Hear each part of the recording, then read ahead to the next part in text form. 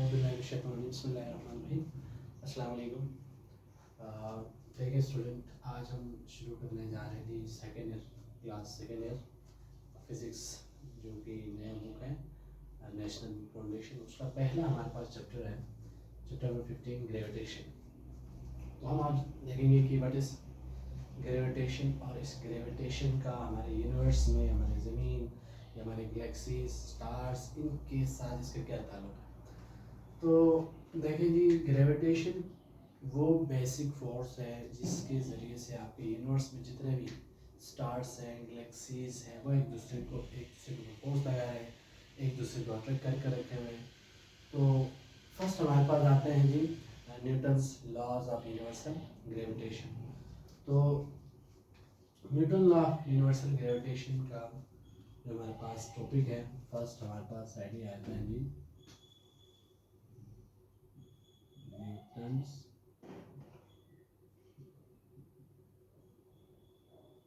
Law of universal gravitation.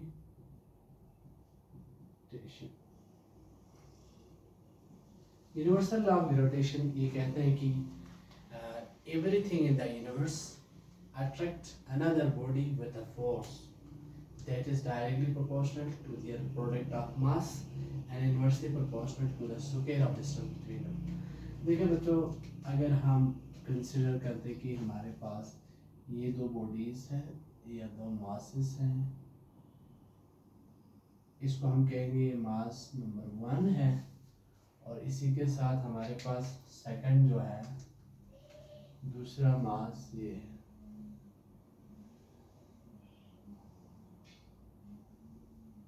ये दोनों if हम कहें ये दो मासेस हैं, ये m1 हुआ और ये m2, और ये हैवी मासेस है जैसे अर्थ है, मून है, सन है, इस तरह। और इनके सेंटर के दरमियान का जो फासला है दैट इज हम r कहें, ठीक है जी। अब क्या होगा, ये दोनों according to the law of gravitation ये दोनों एक दूसरे पे फोर्स एक्सर्ट करेंगे। ये इसको अट्रैक्ट कर रहा होगा और ये इसको अपने तरफ अट्रैक्ट कर रहा होगा। m1 m2 पे फोर्स लगा रहे होंगे, m2 m1 पर फोर्स लगा रहे होंगे। तो अगर हम इसका स्टेटमेंट लिखें, यूनिवर्सल लॉ ऑफ ग्रेविटेशन का स्टेटमेंट जो न्यूटन ने दिया था, वो स्टेटमेंट क्या है? स्टेटमेंट ये है कि everything in the universe, everything in the universe attract, या एवरीथिंग का है, एवरी बॉडी का है, अट्रैक्ट अदर बॉडी या मास with a force which is directly proportional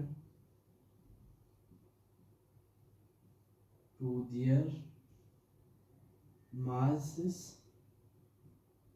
and inversely proportional to square of distance between their centers।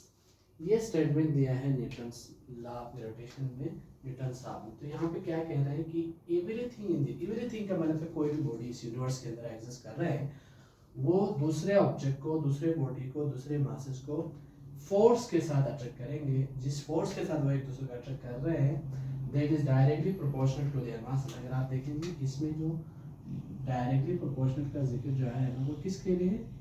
To their masses या product of, to their, यहाँ पे एक चीज मैं लिखना भूल गया, sorry, to their product, to their product of mass, product of masses के।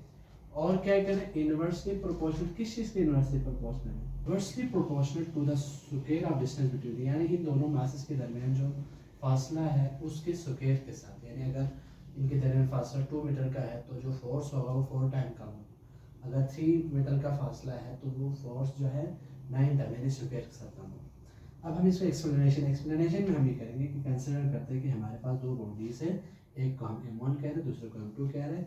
तो यहाँ पे मैंने कहा consider two bodies of masses m1 and m2 having distance between their centres are r, दोनों के दरमियान सेंटर्स के दरमियान फासला r है। सो स्टेटमेंट के हिसाब से हम इसको मैथमेटिकल फॉर्म में लेके आएंगे। तो मैथमेटिकल में ये होगा जो फोर्स है that is directly proportional to m1 m2 product of mass and inversely proportional का मतलब 1/, में लिखेंगे तो f is inversely proportional to 1/r square, distance के स्क्वायर के साथ इनवर्स प्रोपोर्शनल है। तो दोनों के लेफ्ट हैंड साइड में आप देखेंगे f है, तो दोनों को कंपेयर करेंगे तो लेफ्ट हैंड साइड में एक f आएगा, बाकी m1 m2 ऊपर आएगा, r स्क्वायर डिवाइड में आएंगे। तो f इज इक्वल टू हमारे पास, अब हम इस प्रोपोर्शनलिटी को हटाएंगे तो कांस्टेंट आएगा, इक्वल टू के साथ कांस्टेंट, और यहाँ पे कांस्टेंट g है। तो f is equal to capital G m1 m2 divided by r square, where g is a universal gravitation constant और इसकी वैल्यू 6.61 minus 10 की पावर -11।